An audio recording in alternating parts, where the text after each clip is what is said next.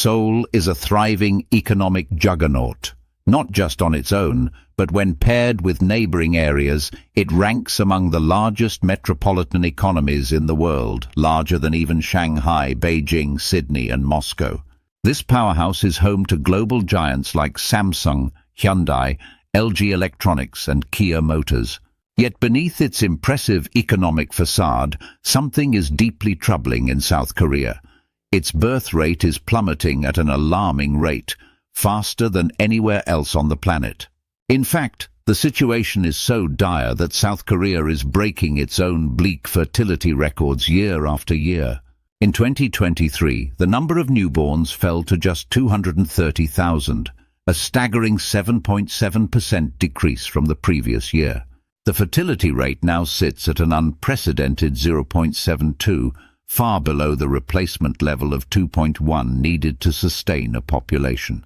This number, once the lifeblood of any thriving society, is now the foundation of South Korea's demise. If the rate remains this low, the country will begin to wither, its culture, its economy, and its very existence teetering on the edge of extinction. Despite its undeniable economic triumphs, South Korea is on a collision course with demographic collapse. The population of 51 million is on track to shrink drastically by the end of the century. And while the government has been slow to confront the full scope of this crisis, there is a plan. It's bold, it's daring, and it's shifting the capital. South Korea's lawmakers are pinning their hopes on creating a new family-centered society in a city that is still in the making, just 120 kilometers south of Seoul. This new city, Sejong, will eventually replace Seoul as the heart of the nation, with the hope of reinvigorating South Korea's vanishing families. But will it work? Could Sejong be a model for the world? Or will South Korea face the ultimate consequence of a failure to act? What is clear is that wealth alone cannot secure the future. The pursuit of material success can't protect a nation from demographic despair. I've been fortunate to find something meaningful in my own work, but many others are still searching for that spark. If you're someone who yearns for a career that makes a real difference, I strongly recommend checking out 80,000 Hours, the sponsor of this video. Their free resources are a lifeline for those wanting to align their career with purpose and global impact. 80,000 Hours is a non-profit organization dedicated to helping people find fulfilling work that can make the world a better place. Over the past decade, they've worked with Oxford University to conduct groundbreaking research on how to make a lasting difference through your career. And the best part? It's all completely free. Go to 80,000 Hours and download their comprehensive career guide.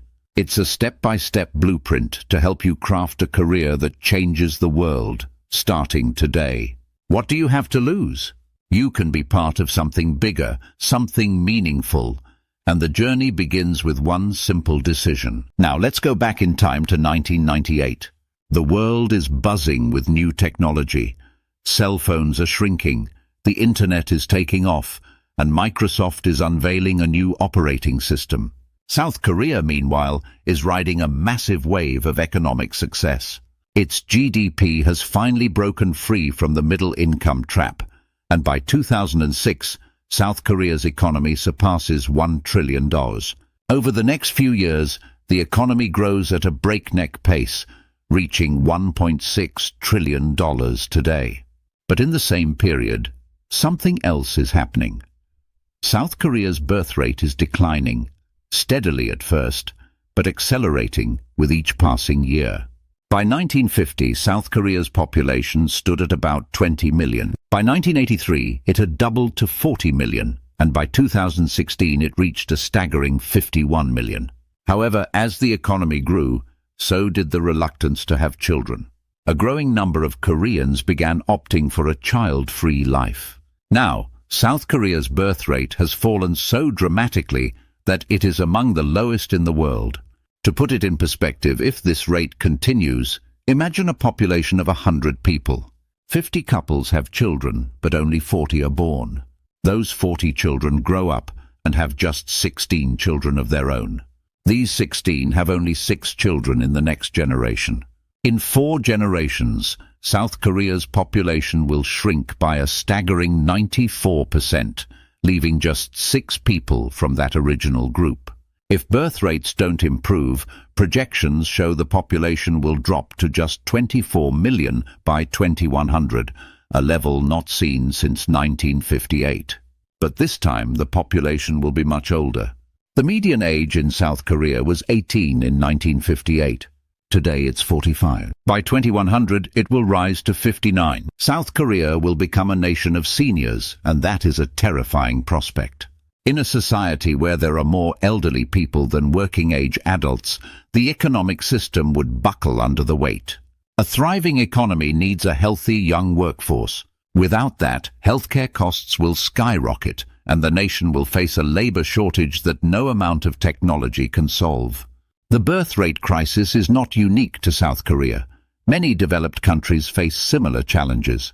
Yet South Korea's struggle is especially severe. Despite investing over $286 billion in social programs designed to encourage family life, the problem continues to worsen.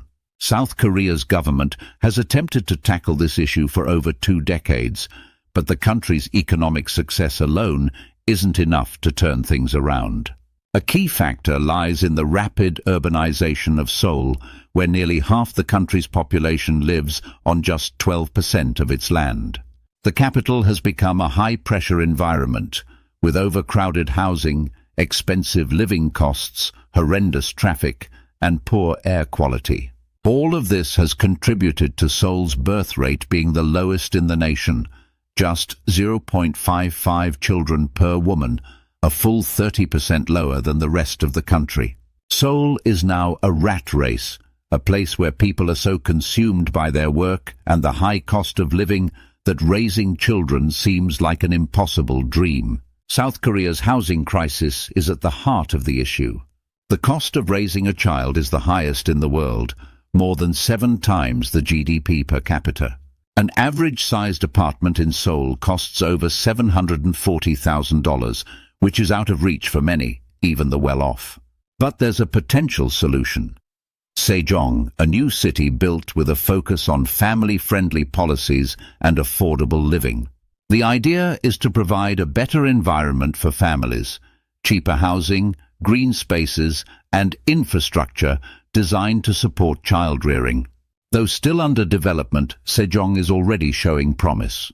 It offers an affordable housing market and a focus on green spaces.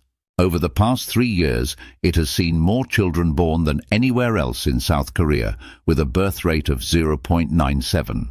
While still below the replacement level of 2.1, it's a sign that the demographic collapse could be reversed if the right policies are in place. The government has relocated several ministries to Sejong, and they've made it a priority to make life easier for families. With affordable housing and generous social programs for government workers, including childcare leave and guaranteed job security, the city is proving to be a more family-friendly option than Seoul. But there are challenges. Sejong may be a city designed for families, but it has some glaring flaws.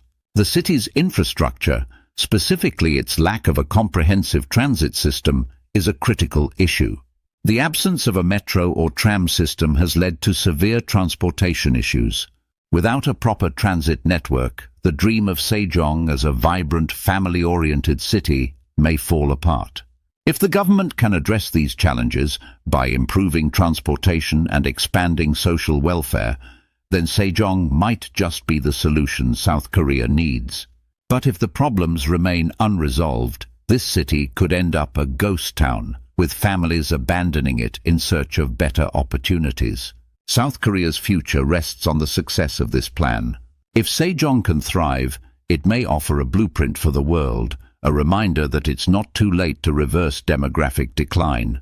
But for that to happen, South Korea must act swiftly. The consequences of failure are unthinkable. I've been your host, Chivon from Caspian Report. If you believe in the work we do, please consider supporting us with a super thanks in the comments.